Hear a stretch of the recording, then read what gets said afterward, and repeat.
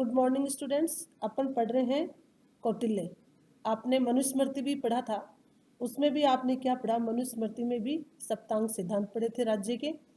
उसी प्रकार से अपन कौटिल्य पढ़ रहे हैं, इसमें भी कौटिल्य का सप्तांग सिद्धांत बताया गया है। सप्तांग सिद्धांत आपने मनुस्मृति में पढ़ा, वहाँ तो आपने सप्तांग सिद्धांत में दैवीय रूप में आप राजा को मानते हुए उसकी उत्पत्ति की थी राजा की।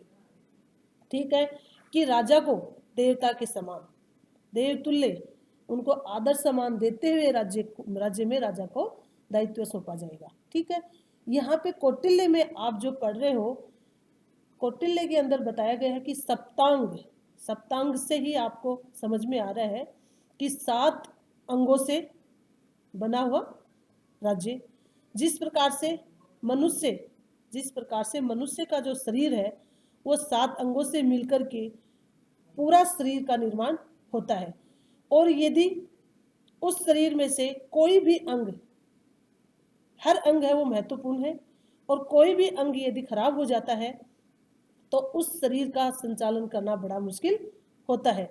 उसी प्रकार से कौटिल्य भी कहता है कि राज्य भी क्या है, एक मनुष्य के शरीर के जैसा बताया गया है। उसी के अंदर 7 सिद्धांत दिए गए हैं, जिसमें स्वामी है, आमत्य है, कोश, मित्र, जनपद, स्वामी, आमत्य, जनपद, दुर्ग, कोश, दंड और मित्र, 7 अंग बताए गए हैं। इनमें से यदि कोई भी एक अंग खराब है या कोई भी एक व्यवस्था बिगाड़ता है राज्य की, तो वो निर्माण नहीं माना जाएगा। उससे क्या है कि राज्य में व्यवस्थाएं बिगड़ जाएगी। इसलिए मनुष्य को एक जिंदी जागती प्रतिमा देखते हुए उन्होंने, कौटिल्य ने वर्णन किया है कि मनुष्य के अंदर भी पूरी जो बॉडी है उसको कंट्रोल करने के लिए 7 अंगों का होना अति आवश्यक बताया है।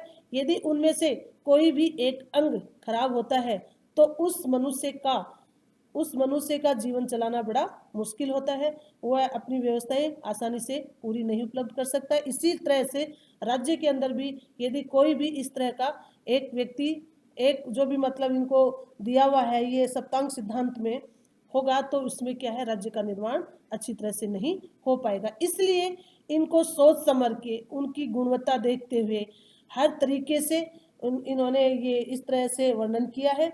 इसके अंदर आपको सप्तांग सिद्धांत में जैसे अपन पढ़ रहे हैं वैसे ही आपको लिखना है। ऐसा नहीं है स्वामी लिख दिया फिर उसके बाद में आपने कोश लिख दिया फिर आपने मित्र लिख दिया, इस तरह से नहीं है। जो आपकी कंटिन्यूटी बनी हुई है, स्वामी है, फिर आमत्य है, फिर जनपद है, फिर दुर्ग है, फिर कोश है, और दंड है, मित्र है, यानी इस तरह से जो बना हुआ है उसी तरह से आपको लिखना है। जिस तरह से व्यक्ति के शरीर के अंगों के ऊपर सबसे सर्वोपरि किसको माना है? सिर को। सिर है, आंखें हैं, नाक है, कान है, हाथ है, पांव है, तो इस तरह से ही निर्माण हुआ। ऐसा नहीं है सिर है फिर सिर के बाद में तुरंत हाथ आ गए, ऐसा नहीं है ना। इसी तरह से ही कौटिल्य ने भी क्या किया है, मनुष्य को एक जिंदी जागती आत्मा को लेकर के वर्णन किया है कि जिस तरह से व्यक्ति का शरीर 7 अंगों से मिलकर के संपूर्ण शरीर का कार्य करता है, उसी तरह से 7 अंगों को मिला करके राज्य का भी निर्माण बताया गया है। तो सबसे पहले इसमें बताया है स्वामी जिसको बोलते हैं राजा, जो कैसा होगा, किस तरह का कार्य करेगा। ठीक है, राजा कैसा होना चाहिए ये बताया गया। कौटिल्य ने राज्य या स्वामी को राज्य का शीर्ष अंग माना है। कौटिल्य के अनुसार राजकीय शक्ति का उपयोग राजा द्वारा ही किया जाता है, अतः राजा ही राज्य के दायित्व की पूर्ति के लिए अंतिम रूप से उत्तरदायी माना जाएगा, और दायित्व की पूर्ति करने में समर्थ हो पाने के लिए राजा को समुचित शिक्षा और प्रशिक्षण पर बल दिया, और अब यह भी उपेक्षा की है उनसे कि उच्च चरित्र वाला और सद्गुण संपन्न हो। यानी राजा कैसा बताया है कि राजा के अंदर हर तरीका का, किसी भी तरह का उसके अंदर कोई कमी नहीं होनी चाहिए। किसी भी राजा हो एकदम से जैसे चौकन्ना हो, राजा आलस्य नहीं हो, राजा को पूरी तरह से शिक्षित माना है, राजा में किसी भी तरह की कोई कमी नहीं बताई गई है, वो है राज्य का निर्माण करेगा। सबसे पहले स्वामी यानी राजा का वर्णन किया है। उसके बाद में आमत्य। आमत्य का मतलब है मंत्री। मंत्री यानी राजा, राजा सर्वोपरि है, राजा बैठा है, लेकिन उसको जो चारों तरफ से जो भी खबर लेके आनी है वो मंत्री के द्वारा ही दी जाती है। और मंत्री भी कैसा होना चाहिए? मंत्री राज्य का अनिवार्य अंग माना गया है।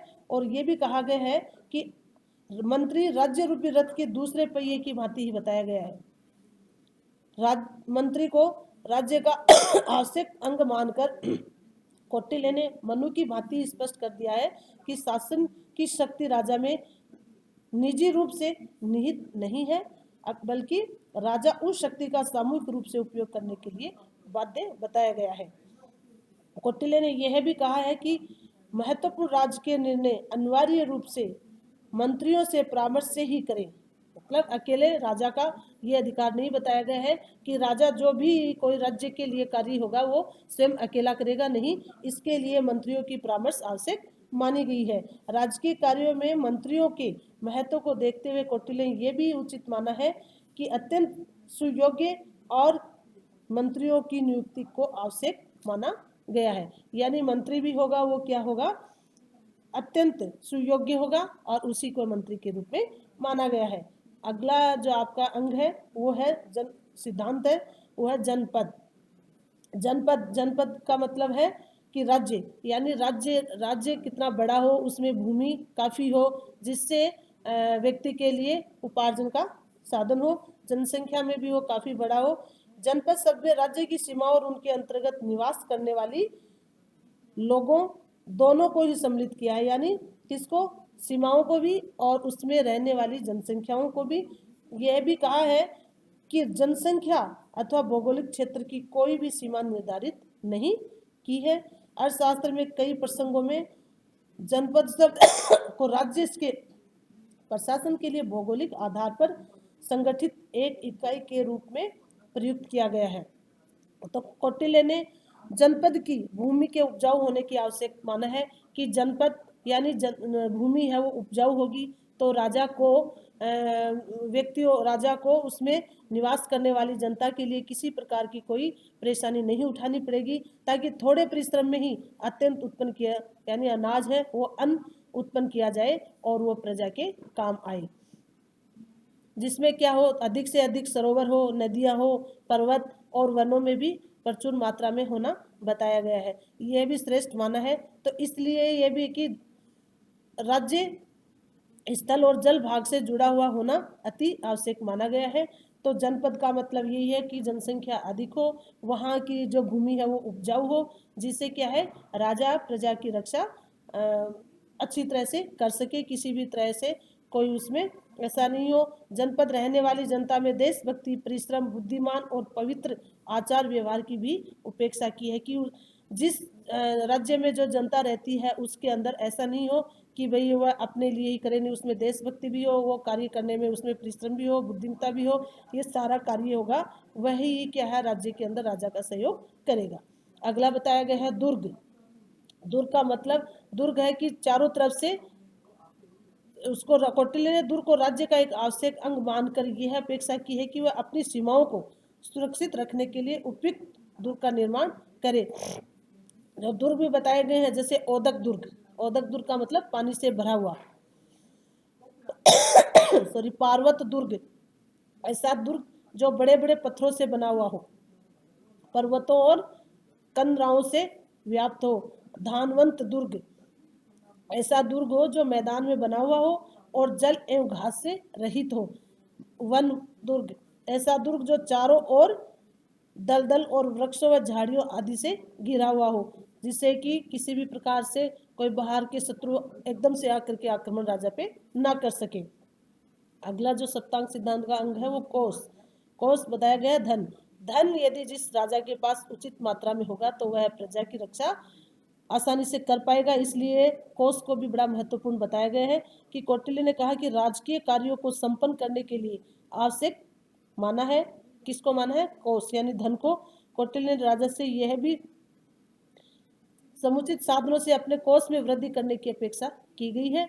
कि कोष संग्रह के कार्य को कौटिल्य ने व्यवस्थित ढंग से पूरा किए जाने पर बल दिया है कि इसके लिए उपयुक्त संख्या में क्या हो, विश्वास पात्र कर्मचारियों और अधिकारियों की नियुक्ति का सुझाव दिया है। अधिकारियों पर पूरी तरह से निगरानी और नियंत्रण रखे ताकि वह ऐसा नहीं हो कि भाई उनके पास धन और इसको उधर उधर कर दे जिससे राजा को हानि हो। संग्रह के रूप में लगे हुए कर्मचारियों और अधिकारियों पर पूरी तरह निगरानी रखे और नियंत्रण भी रखे। तो इसलिए अगला जो आपने सप्तांग सिद्धांत में पढ़ा है वो कोष पढ़ा है। कोष का मतलब धन है।